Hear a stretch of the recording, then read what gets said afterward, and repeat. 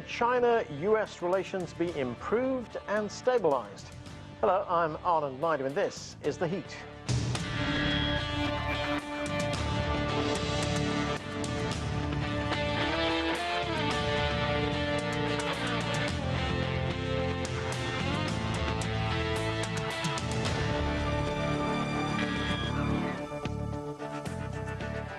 The China-U.S. relationship has taken some major hits in recent years, and there are serious questions about where it's headed. That has caused some prominent Americans to publish an open letter to U.S. President Joe Biden and Chinese President Xi Jinping, calling on the leadership in both countries to work closely on stabilizing bilateral relations. The former U.S. Senator and vice presidential nominee, Joe Lieberman, is one of those who added his name to the letter. My colleague, Mike Walter, talked with him about that recently. Welcome. Thank you so much for joining us. You added your name to this open letter to U.S. President Joe Biden and Chinese President Xi Jinping, encouraging the leaders to work together, quote, to repair and stabilize the state of affairs between our two countries. The letter is published on the website of the National Committee on United States-China Relations. It's also worth noting that former U.S. Secretary of Defense William Cohen and former ambassadors Gary Locke and Max Baucus also put their names on this letter. Why is it so important to try and get these two leaders to talk at this stage, do you believe? Thanks for asking me on. I'm glad to talk about this topic. Look, to me, the most important bilateral relationship in the world today, certainly for the United States, is our relationship with China. It's true now, and it will be true for many years to come. And right now, the U.S.-China relationship is heading in a bad and really potentially destructive direction. We have to acknowledge that we want our relations with China to be better, and we want at least to make sure that whatever differences the U.S. and China have never develop into a military confrontation.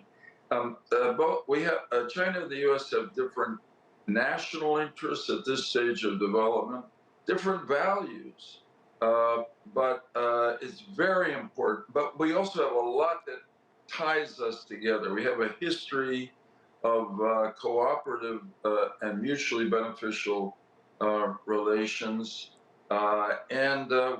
Unlike, for instance, our relations with the Soviet Union during the Cold War, where we had no really good history and no economic interrelationships, our economy and China's are just totally interwoven to the mutual benefit of both. And we don't want to lose that. So at a minimum, in that statement, this group I'm part of was appealing to Presidents Xi and Biden, please do what's good for both your countries, and at least begin discussions again, which will pick up on the positive note. Seems long ago that the two presidents struck when they met in Bali last fall. You know, it's interesting you mentioned interwoven, this economic relationship, very important, but also strained, as we know. Treasury Secretary Janet Yellen recently said that decoupling from China would be disastrous and destabilizing for the rest of the world. The IMF really backing up what she had to say, coming out with a report in April saying that tensions could disrupt overseas investment and eventually lead to a long-term loss of 2% of the world gross domestic product. When that comes to my checking account, 2% is not that big. But when you talk about the world gross domestic product, that's huge. Can you talk to us about this important element, which you mentioned? It's interwoven. We have a lot of business leaders in both countries who have a lot at stake here, who are very concerned. Yeah, absolutely right. Look, I want to go back a little bit in my own career in Washington during the 90s. My first full decade in the Senate, under President Clinton, with whom I was close, there was a major push to bring China into most favored nation trade status with us, but also into the World Trade Organization. And the idea was that that was the best way to benefit both economies and to bring China to a point where we didn't take many people out of poverty and into the middle class and beyond. We've got to acknowledge that in all the years since the 1990s, when we improved our relations, following really on the leadership of Deng Xiaoping and the people who followed him, Jiang Zemin, Hu Jintao, our economies have been tied closer and closer together, again, to the great mutual benefit of both countries. I mean, the extraordinary rise of people out of poverty and to China and to the middle class and beyond. And here in the U.S., just the benefit to American companies investing in China, and also to American consumers who, as a result of our trade relations with China, were able to buy quality goods at lower prices than they otherwise would have. So there's a lot of griping, complaining on this side about China behaving unfairly with regard to intellectual property and trade generally. But the way to deal with that, it's a business dispute, is to sit down, talk to each other, negotiate, and work it out. We have to start talking to one another regularly again at the highest level. Our group has been involved, the group that made that statement has been involved in track 2 so-called discussions with former leaders of government in the People's Republic of China through the Chinese People's Institute of Foreign Affairs. We had a wonderful meeting last, I guess, December, maybe it was November. And we hope to go to Beijing for the next meeting sometime soon, hopefully over this summer.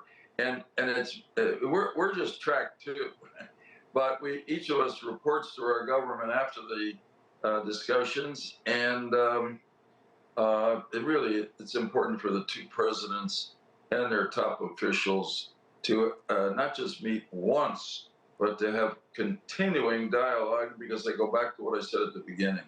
There's no relationship, I'll speak as an American, more important to the U.S. in the years ahead than our relationship with China. And I think it's a pretty important relationship for China as well. Okay, now for reaction to former Senator Lieberman's comments, joining us from Beijing is Victor Gao. He is chair professor at Soochow University. With us too from Beijing is Zoon Ahmed Khan. She is a research fellow at the Center for China and Globalization. And also joining the discussion is Sourabh Gupta. He is Senior Asia-Pacific Policy Specialist at the Institute for China-America Studies. He's right here in Washington, D.C. Welcome to all of you to the show.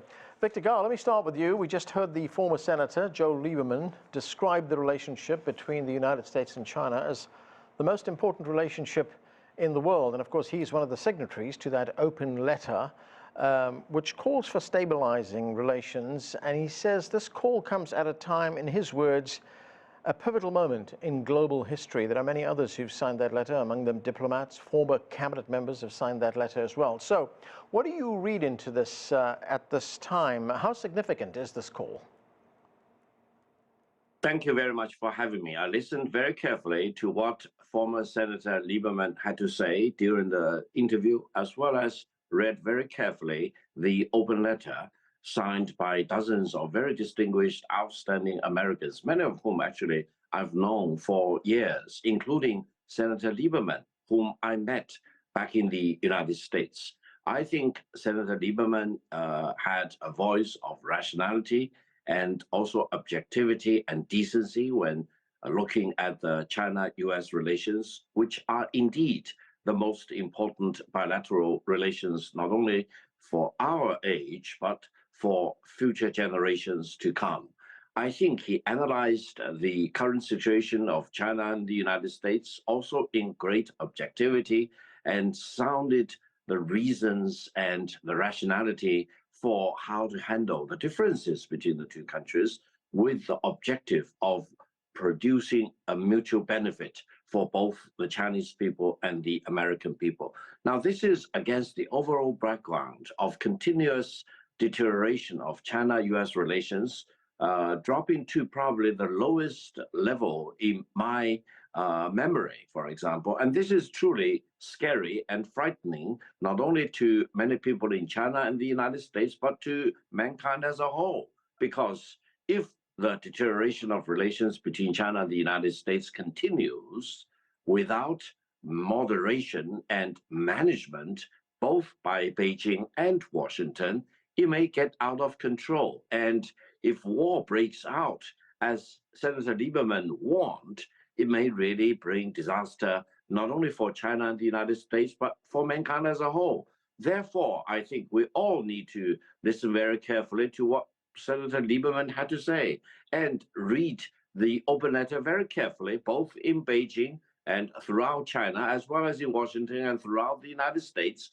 so that we will normalize our relations between China and the United States and put the bilateral relations back to track of more peaceful and manageable relations. And the differences between China and the United States, which are many and plenty, should be managed rather than being allowed to hijack the agenda and push our bilateral relations out of control.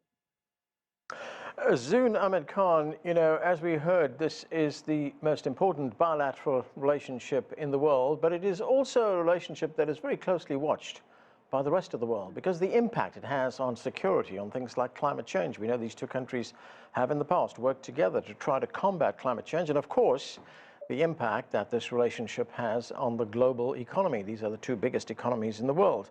And Senator Lieberman makes the point that although China and the United States have their own respective national interests as well as their own sets of values, this should not preclude dialogue. I mean, how important is it for these two countries at this time when there are tensions for them to get together and improve dialogue? Thank you, Anand, firstly, for having me on the program. And like Mr. Gao, I think I was also, firstly, I'll mention that, you know, when this letter was firstly published, right, like it was circulating in a very positive sense on WeChat groups, I saw a positive reaction to the fact that people as influential as Senator Lieberman and so many others have this rationality and positive sentiment towards cooperation in a climate that has indeed deteriorated. And I would also add here that the fact that it takes more courage for people like Senator Lieberman to talk about rationality, dialogue, and to move away from a zero-sum mindset in the United States already symbolizes a big difference in attitudes. In China, I think when we talk about major threats, of course, this is an absolutely important, the most important bilateral relationship, like all of you have emphasized. But at the same time, the challenges we face as humanity are climate change, economic challenges. You go to the global south and people want to address poverty, hunger, starvation. I mean, these are real critical challenges that have only worsened for developing countries, given the last 3 years of COVID-19 and also the Russia-Ukraine conflict has also, you know, it worsened the situation for many people across the world. So firstly, I would say that if you ask any individual in the developing world, especially, that what would you rather choose? Leadership of the US following the United States or having a hegemony, or dealing with poverty? Having a more stable climate, having the ability to use global technological cooperation to the advantage to address real practical challenges that humanity faces, everyone will choose the latter. Right. And I think here the point that both China and the US, China is doing an incredibly positive job at helping countries, developing countries, understand how to address issues, and has always said, we want dialogue, cooperation, conflict resolution. Look at the recent Saudi Arabia, Iran detente is an example as well. So it is vital for China and the US to cooperate on technology, on climate change, and focus on the global challenges, because this is what the world needs. This is what a vast majority of the world recognizes. Sourabh, Zoon raises an important point there when she talks about the need to move away from the zero-sum mindset. And we did hear in that interview with former Senator Lieberman, he mentioned several times that there is a need to improve dialogue. There is a need for the two countries to talk, to get relations back on track because there are benefits for both countries. Oh, absolutely. I think he was absolutely correct. And what I think Senator Lieberman was alluding to was that, we need to see the big picture and we need to get back to basics.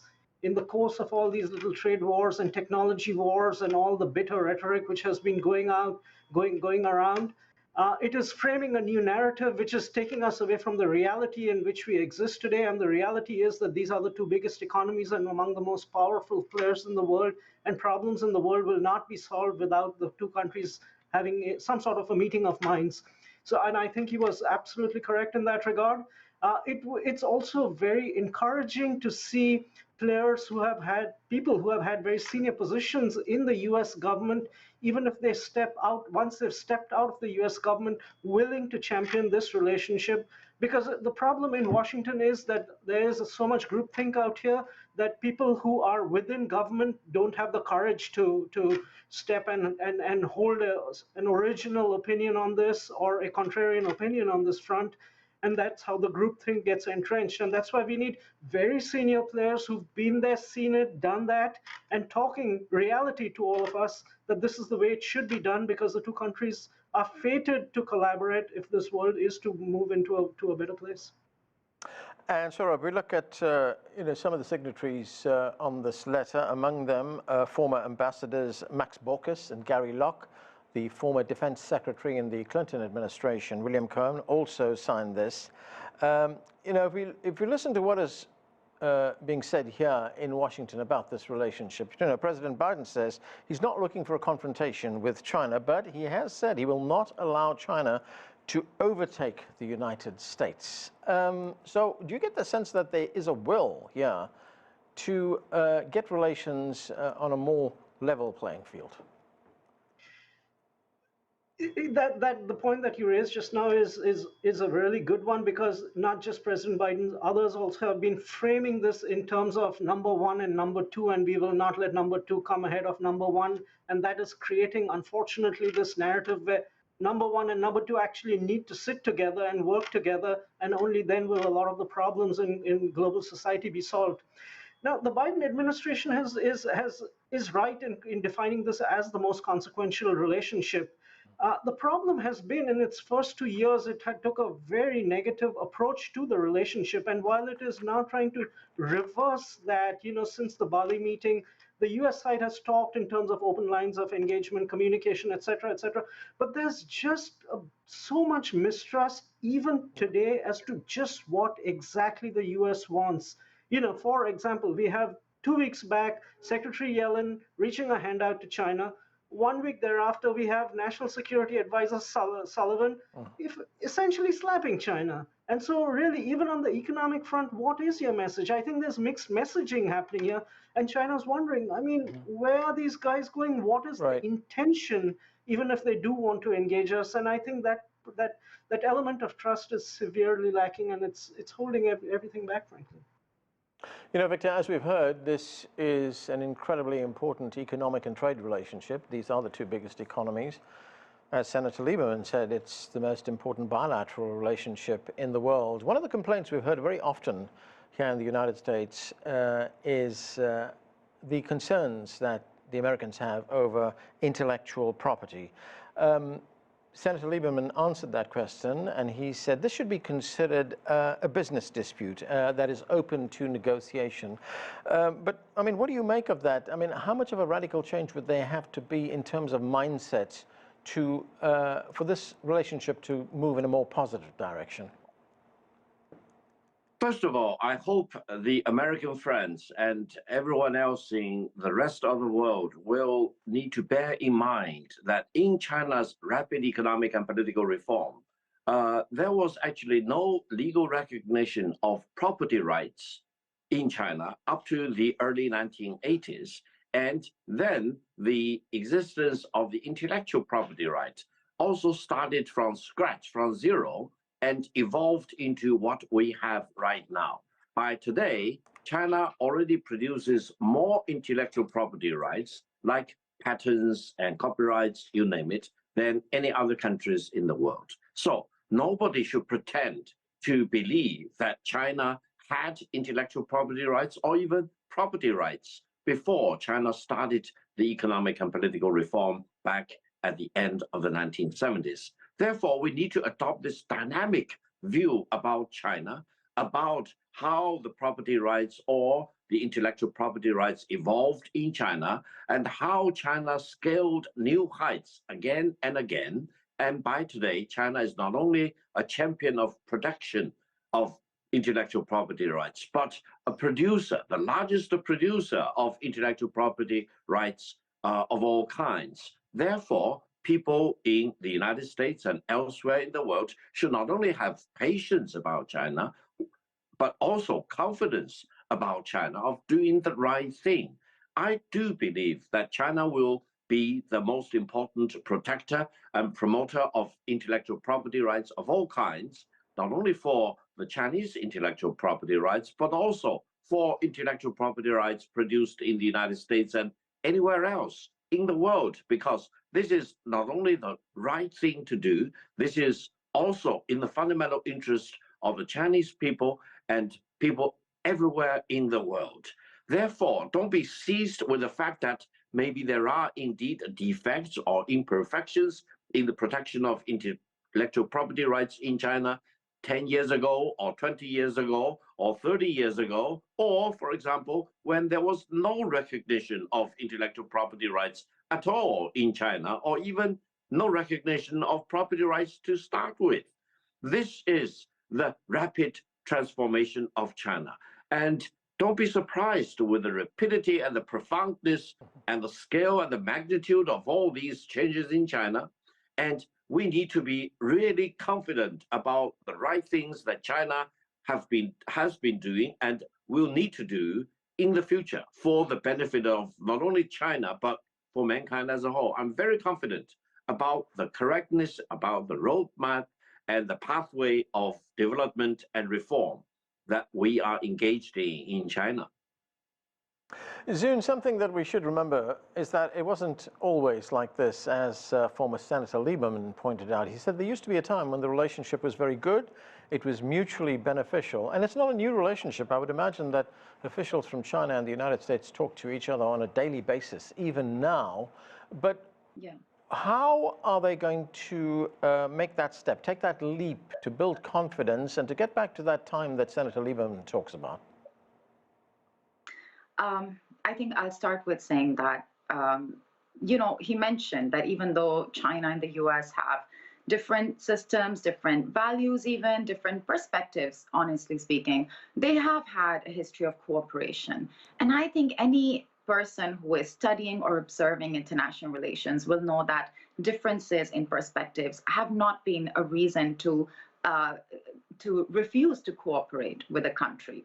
I think one of the things is that, yes, economically, and we see that, you know, it's studying the Cold War and today the China-U.S. dynamic, the economic cooperation has been a significant aspect, and the interdependence is something that is absolutely undeniable. And it was all possible with different systems, perspectives, values, so to speak, just different standpoints, right?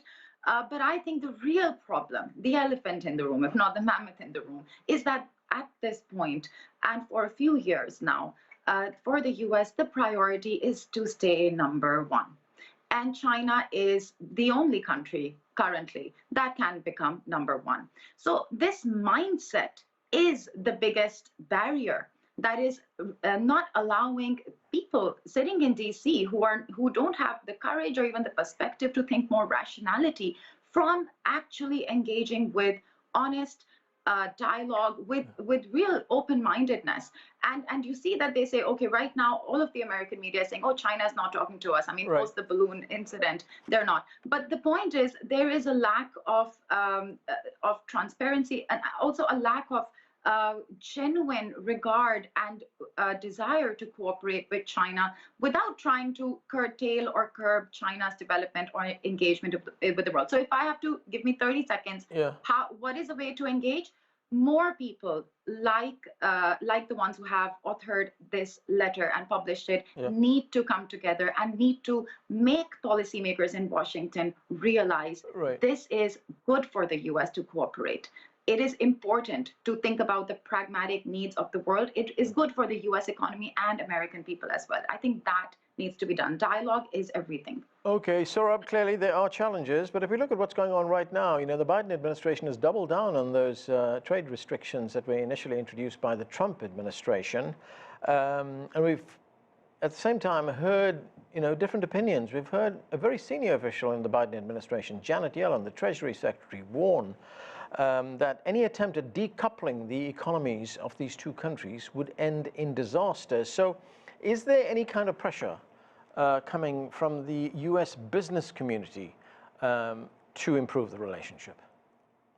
Yes, I think US business is asking for a much more improved relationship, especially, China is going to grow at 6% plus this year probably, and China has got many, many good years of growth. I mean, China is it's an $18 trillion economy, yes, but it's just a $12,000 per capita economy. It is going to get to 36,000 at some point of time. You're going to have an economy which is going to look like 50 trillion, and you want to have a piece of it.